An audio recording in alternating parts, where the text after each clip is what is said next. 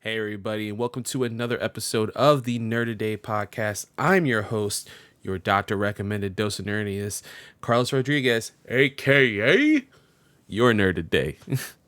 How you doing, everyone, ladies, gentlemen, and my non-binary folk? I hope you are well. But before we kick off this episode, I always do this like later in the show, or I forget. Want to give a special shout out to my Patreons. That is right. If you didn't know, I have launched a Patreon just about 2-3 months ago. You can find me at patreon.com/nerdaday. It's actually in the description of the audio podcast that you're listening to, or the video if you're watching it, or my socials and my link tree and stuff like that. But wanted to shout out some of the awesome patrons that support me over there at the $3 and above level. We have Hopefully Awesome. As I mention every time I mention them, they are awesome. They're not hopefully awesome. They are awesome. Thank you guys for that. Jeff Felsher, the homie, the light of my life. Susan, Rest my partner in crime over at Apron Work, my wrestling podcast. We'll get to that in a minute. And Brandon, lovable cousin, like a big brother to me, and always wanted. Thank you so much. So that is the Patreon shout outs right there for June 2022. And then wanted to give you guys a quick update before we get into the meat of the episode, which you saw the thumbnail, which I quickly made on my iPhone. You see the title. We're going to be talking about some Final Fantasy XVI. But before that, if you're just an audio listener, what are you doing? Come over to youtube.com/nerdaday.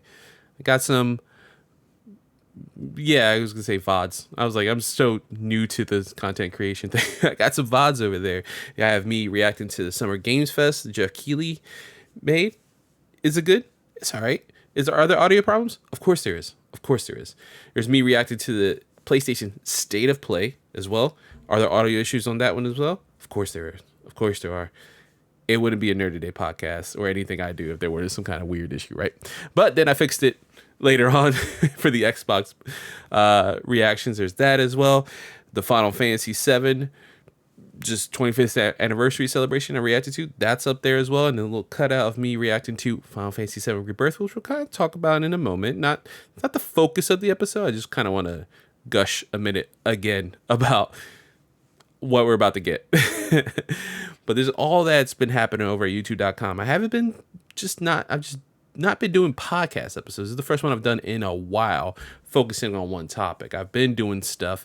You can find those live. You can catch me on twitch.tv/nerdaday. And then if you don't catch me live, don't worry. Go over to youtube.com/nerdaday. That's where the VODs will live. So with all that being said, and as well, I almost forgot, I've been playing Teenage Mutant Ninja Turtles Shredder's Revenge on Game Pass. I wanted to say that because it's not an ad. I did reach out to Tribute Games and Don't Move for a code, but they didn't respond. It's okay. I'm getting there. I'm getting there. Slowly but sure. I got 174 subscribers, on YouTube. I'm getting there. I'm getting there. Don't worry about it. But yeah, I've been playing it on Game Pass over here on my thing. So if you watch live, you can follow me on twitch.tv/nerdaday. You'll get a little notification. Hey, Carlos Rodriguez is going live. And then you can watch me play some Ninja Turtles live, like Susan's been doing. I mentioned one of my lovely patrons out there. Or you can watch the VODs, again, over youtube.com/nerdaday. But with all that out the way, can we talk about Final Fantasy?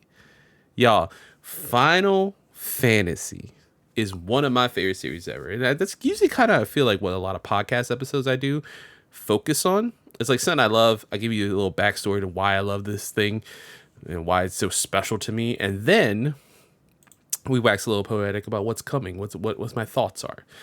So, for the uninitiated who don't know my history with Final Fantasy, I absolutely love Final Fantasy.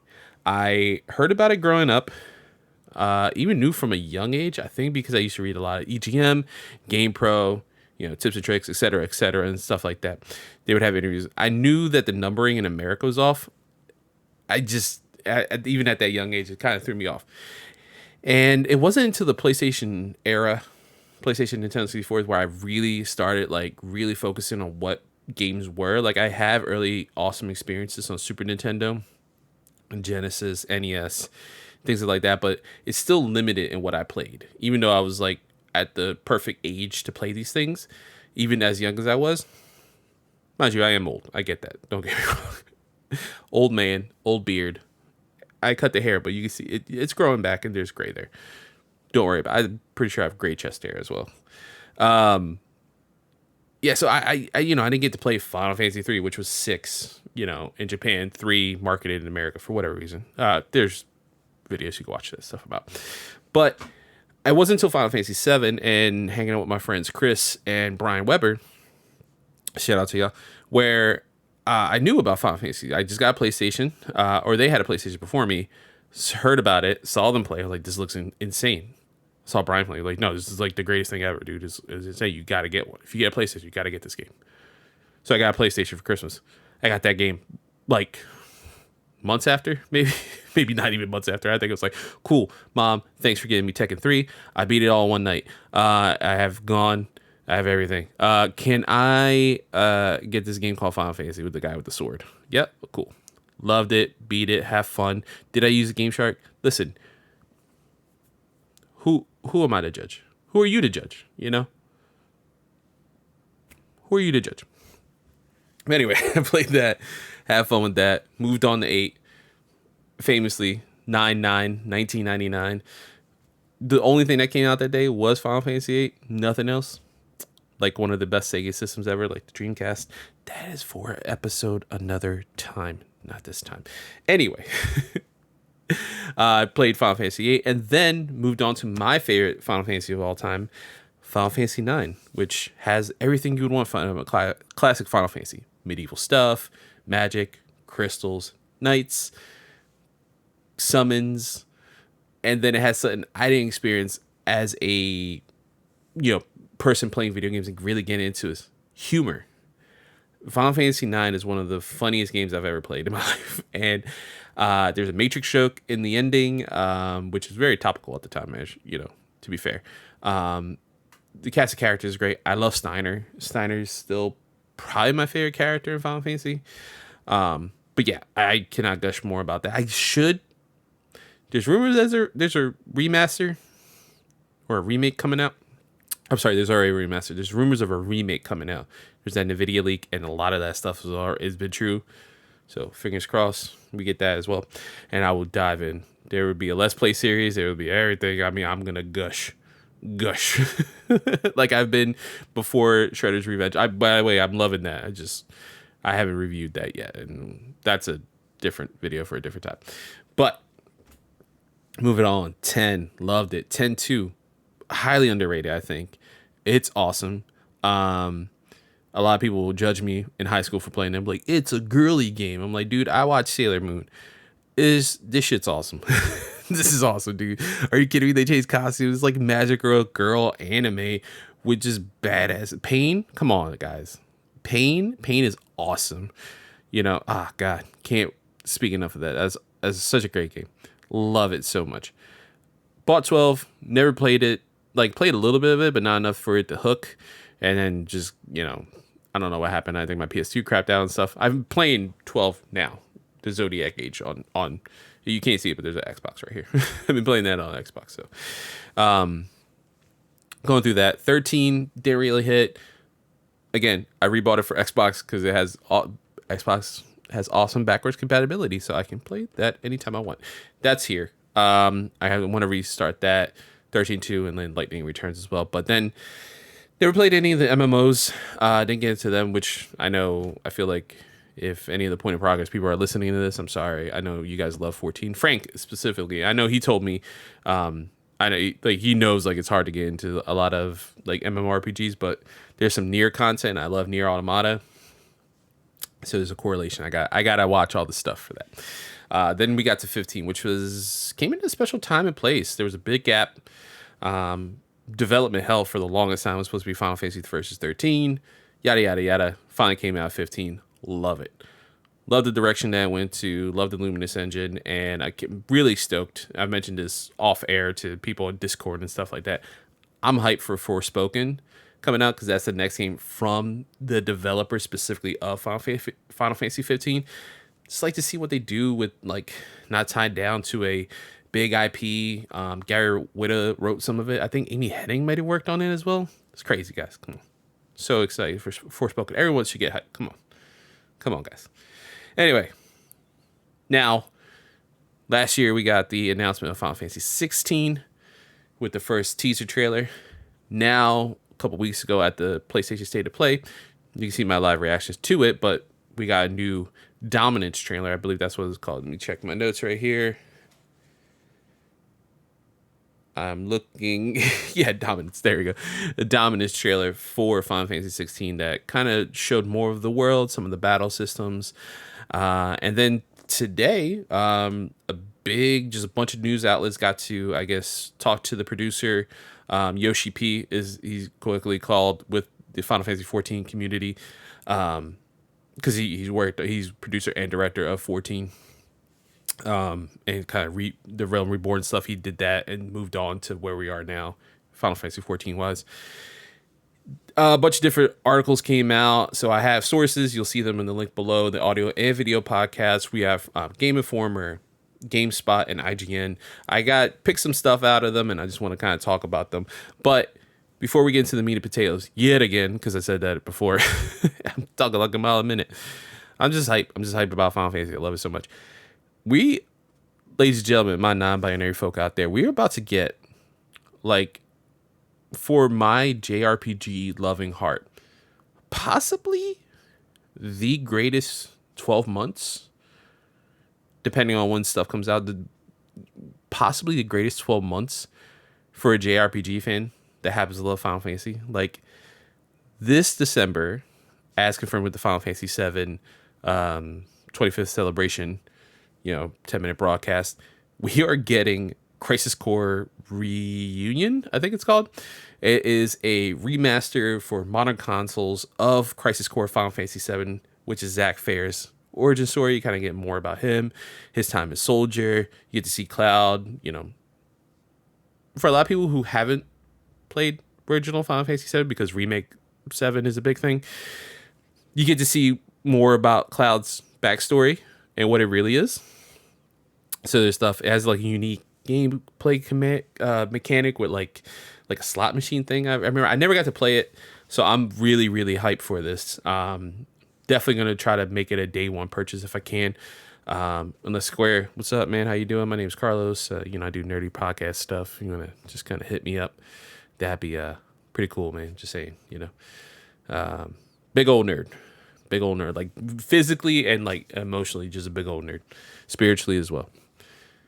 More physically, but the spiritual side is there. And so we have that, and then at some point between December 2022 and December 2023, I'm assuming, or winter 2023, Final Fantasy 16 will release. Holy crap, that's awesome! It's pretty much done. They said, there's polishing, and COVID is a thing still around the world, and monkeypox is out there.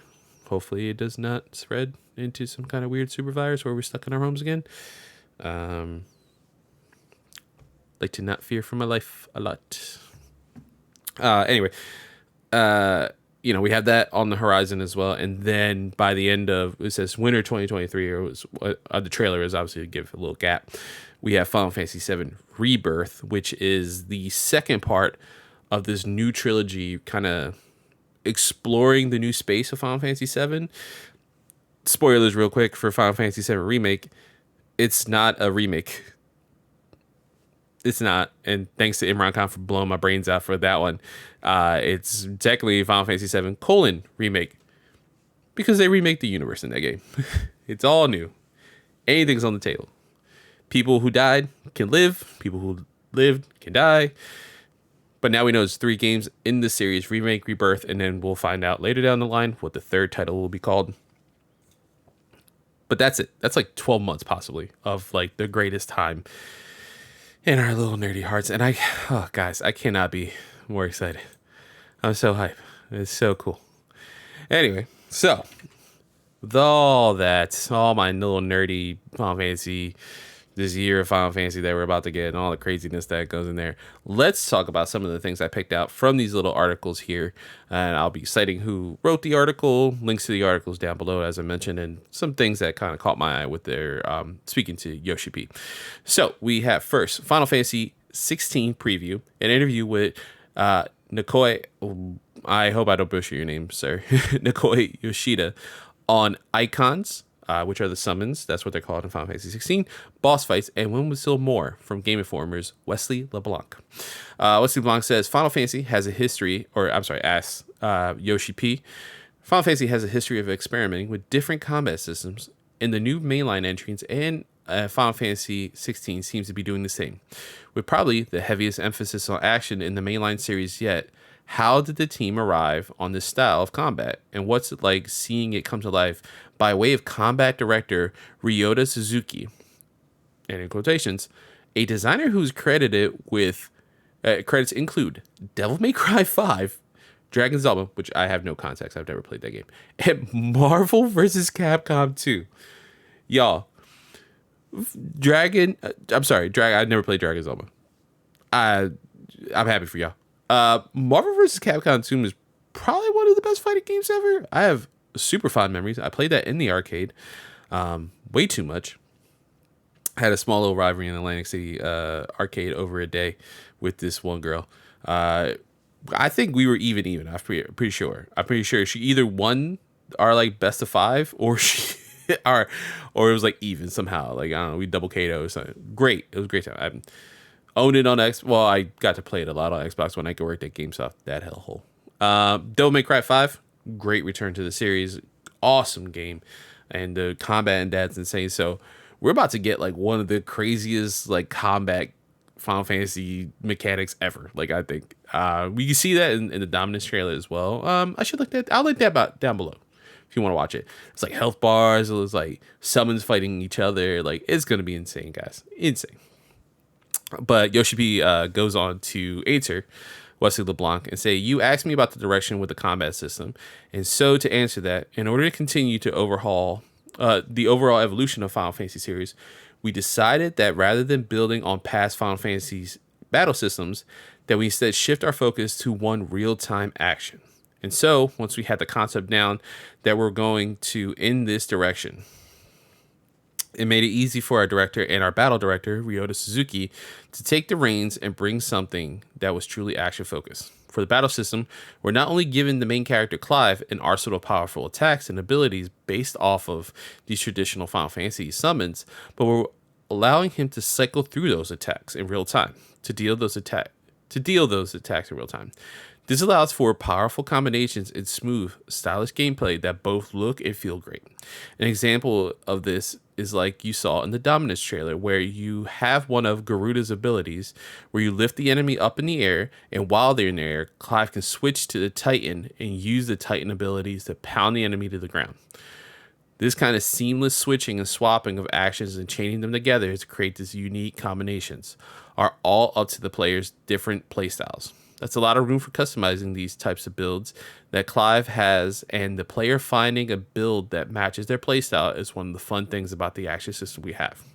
A lot of our developers, in our development team in Creative Business Unit 3, which is the specific team working on Final Fantasy 16, and they've worked on Final Fantasy 14, didn't have any experience creating an action game. It was very challenging for us, and to have the immensely talented action veteran Ryota Suzuki join our team that has seen our development that has seen our development progress just from the battle system to the animation and everything that he's pretty much touched his hands on, transform and become something beyond what we believed it could have been.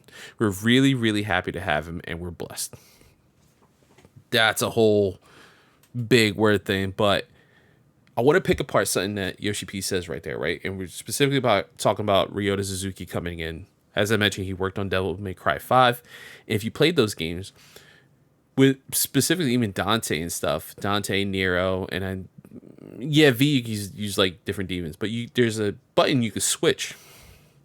I forget what the buttons, because I played it on Xbox, but I don't really remember and it's different on systems. But there's a button you can switch styles. So like, let's say in previous Devil May Cry games, you can have Rebellion, your sword.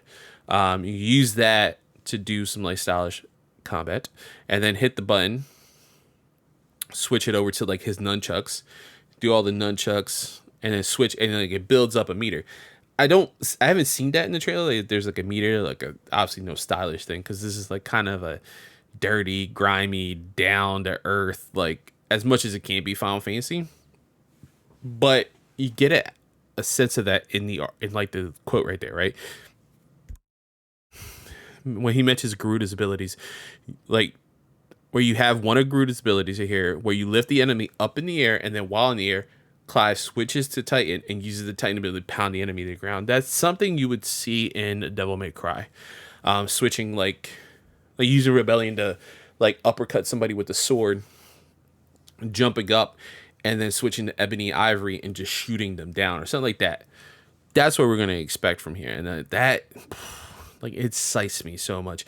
I remember after that state of play, just being online and seeing like Tim Geddes freak the F out when he saw that Suzuki was working with Creative Business Unit 3 and was as the combat director for the game, because he used the one. I was like, oh wait, I was like, that name does sound familiar. He was like, oh yeah, Marvel vs. Capcom 2 Devil May Cry. I was like, you gotta be kidding me. We are in for something crazy with this game.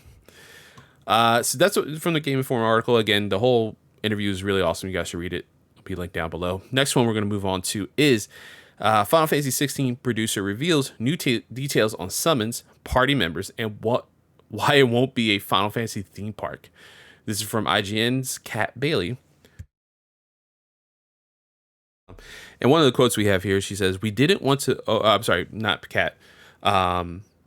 Yoshi P says, "We didn't want to overwhelm users in our newest trailer, so we focused solely on Clive's battles. That said, for most of his journey, Clive will be accompanied by one or more companions. These companions will participate in battle, as well as trade banner with Clive. That said, the party," this is verbatim by the way, "that said, the party member will be AI driven so as to allow the players to focus solely on controlling Clive," Yoshida explains. So, and the Cat has a great question about the wolf pup that we see early in the game, because I believe it's the IGN article, or it might be the GameSpot one that we're going to touch on. I don't have the quote specifically, but Yoshida explains that we will be following Clive through 3 different sections of his life: his late teens, 20s, and 30s, and that will be the scope of the game. Also, it's not going to be open world. I don't think I had that quote. It's, I think, in the GameSpot article, but it's not. If they're gonna have like big kind of set piece sections, which I'm okay with. I like Final Fantasy 15. I really like the open worldness of it. I remember talking on KFGD today with like chat, and there were some people who was like, I thought it was like it didn't fit the story. I think it fit fine. So I'm not upset with that. But yeah. Kat asks about, the wolf pup we see, and stuff like that. He plays coy, which is, Kat Bailey's asking the serious questions. I want to play with a wolf by my side. That'd be awesome. Come on, man. Make it happen, man. We haven't had a wolf companion since Final Fantasy IV, I believe. I haven't played that one. So, for context, I've played 1, 2 on GBA. I'm sorry, I've beaten 1, 2 on GBA. 7, 8, 9 PlayStation, 10, 10-2 PlayStation 2, and 15 on PlayStation 4. So I'm working my way to 12 though, so I'm almost done that. Anyway, yeah, so that explains that, and how you'll just focus on Clive. Most of the Final Fantasy games have been doing that recently. 7 was kind of like outlier. You can switch between, like, have like a team of Aerith, Cloud, and Tifa, and then like focus on Aerith as you're doing stuff, and like Cloud and Tifa would do stuff in the background. And I think 15 did the same thing. You kind of like switch between like your Noctis from the main focus is Noctis, but you can switch between that. Now this will be solely on Clive's shoulders. And then you will, your party members will be around you, which I'm sure we'll find more later. And then finally, this is a big one as well I wanted to touch on. So a few questions. This was from Final Fantasy XVI is an ambitious more mature entry in the series, says producer. It's from GameSpot's Timur Hussein. And Timur has like a little blurb here, which I wanted to talk about. So talk about some more of the creative directors behind it. So perhaps most exciting for Final Fantasy XVI, the next installment in the mainline Final Fantasy series. Little is known about the game, and instead, much of the excitement around it is tied to his creative team. Director Hiroshi Takai has worked on a number of Saga titles, as well as The Last Remnant. Writer Kazutoya Maehiro, meanwhile, has previously been involved with Final Fantasy Tactics, Final Fantasy XII, and Vagrant Story, which, pause and everything, Tactics 12 and Vagrant Story all take place in the world of Ivalice and are like, I would say, the more serious of the titles. Tactics, I can't speak too much of. I am notoriously not great at strategy RPGs. I've tried so many times to get into them. Tactics was one of them. I just can't wrap, like, my brain just doesn't work when it's a tactics game involved. I know that's great. 12 has a lot of political intrigue and stuff like that. I'm really digging it. I don't know how far in the game I am. Story wise, a lot of crazy stuff been happening, but yeah, it's a pretty awesome game, and pretty the stakes feel a little more serious in a political sense, and Vagrant Story I know is kind of like a more gritty, mature title as well. So that's kind of where we're getting a lot of this stuff, which actually, again, as Timur mentions, makes me really excited. Much of the attention, however, has been focused on, going back to what he says here, Final Fantasy XVI's producer Naoki Yoshida, who is credited for the successful salvaging of Final Fantasy XIV. The positive response to his involvement is unsurprising, considering there's a resounding agreement that Final Fantasy XIV's narrative and characterization are incredible. Naturally, expectations are high for what the creative team can do in Final Fantasy XVI, and following the debut of the game's latest trailer, we talked to Yoshida-san about what players can expect in terms of gameplay, narrative themes, and more. So I picked out like two questions here that I wanted to touch in regards to Final Fantasy 16 and kind of going with that. One I thought was interesting is Timur's question here. Final Fantasy 15 was very consciously about male friendships and masculinity. Masculinity. Wow. It's so toxic I can't even say it. No, that game's really positive, male-wise. No one's really like overtly masculine. I guess it was pretty cool. I loved it. What overall themes is the game trying to express? Yoshida says here, one of the main themes explored in Final Fantasy XVI's narrative deals with the inevitable clash of values and ideals when you get multiple different people with different ideals in the same room. What is truly right and what is truly wrong. Again, because we focus on so much of their dominance and they have such a large part of the story, you're going to see how they think the world should be and why and what they think is right for the world. You're going to focus on these motivations and those struggles, and then you're going to delve even deeper and into darker themes when it comes to how people should live. Should people live the life that was chosen for them, or fight to break free from their kind of destiny? From that kind of destiny, pardon me. That's so interesting. It's kind of narratively in line with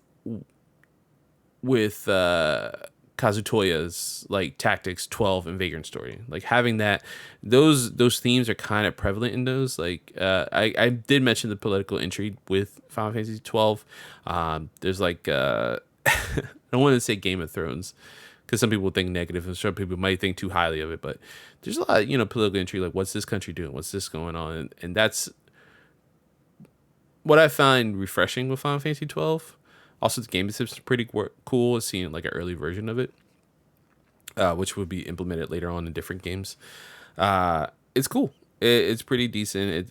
And that's where I think a lot of maturity comes from for their storytelling in 12. So we'll see that in this game as well. And I think kind of going to 11 and with the next question, Timur has here that there was implied nudity in the recent trailer. Is this a more adult M-rated Final Fantasy? Yoshida goes, so this is something you can say, not just with the Final Fantasy series, but in general. Compared to the past, video game ratings have become more and more restrictive recently regarding what can and cannot be shown. That said, I do believe the ratings are very important to ensure that younger players, younger children, are shielded from extreme material. Shout out Yoshida. As a father, I agree with you. And as someone who reads the labels, I agree with. Also, I'm knowledgeable in gaming and entertainment in general, so I know what should and should not be on TV. All those parents who just crap on stuff, maybe you just read. That's why the ESRB is out, or just websites like superparent.com. They'll help you. There's resources instead of just shitting on everything. Just being a Karen out there. Anyway, but on the other hand, when trying to tell a story with a difficult adult themes, these ratings can end up being somewhat of a hindrance, and you find yourself changing things that you wanted to do in the game based on that rating. You wanted to show something, but because you have this certain rating that you need to go to, you need to move the camera away, and that ends up making the entire experience feel a little bit cheaper. And so this time, to make sure that we could tell the story that we wanted in the way we wanted to, we decided to pursue a mature rating in most of the regions that will be releasing this game. But again, this is not because we simply wanted to make the game more violent or the game more explicit. This is because we felt it was necessary to allow us to explore those more mature themes that the game tackles. So it's looking like we're going to get our first M-rated, like, mainline Final Fantasy game. And that is so intriguing to me, like, to see like how we progress and I mean, mind you, I'm a 35-year-old man who's been playing video games for maybe 30 of those years. And again, I started my Final Fantasy journey with 7. It's going to be interesting to see how we progress and what this means. Again, not playing 14, but seeing the creative team behind it, people who worked on Final Fantasy XII and Vagrant's Story, and people who worked on, Marvel vs. Capcom 2 and Devil May Cry for fighting, and then the director of Last Remnants and Yoshi P himself, who, I mean, talking to so many people who played Final Fantasy XIV, Sense of Realm Reborn, like, just love the man, and love what he's done and what Creative Business Unit 3 especially created with that game. Their excitement alone has me excited for Final Fantasy 16, and I've just hearing that those developers specifically within Square or the ones working on it, I got hype. And again, I haven't touched keypad or anything for 14, and to see that Square's allowing they feel like they have a lot of freedom with Final Fantasy 16, right? Seems like they're on track to deliver the game in a timely manner that we haven't seen in a long time. Like I mentioned before, single player wise, between 13 2 Lightning Returns and then Final Fantasy 15, that was a big gap. That was a huge gap in between those titles. Obviously, we have 14, which failed at launch. Then A Realm Reborn. Thank you again, Yoshida, for everyone who plays out there. So that's what we have right there. We have a little bit of a